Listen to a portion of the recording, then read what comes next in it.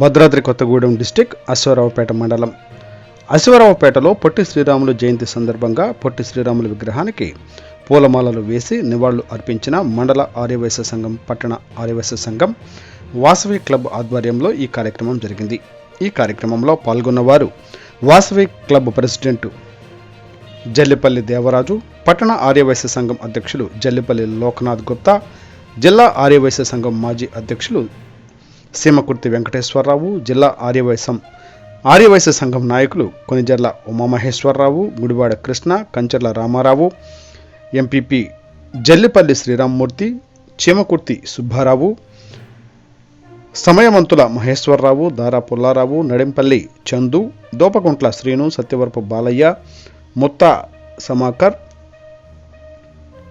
కర్పూరపు సత్యనారాయణ ఈ కార్యక్రమంలో పాల్గొన్నారు.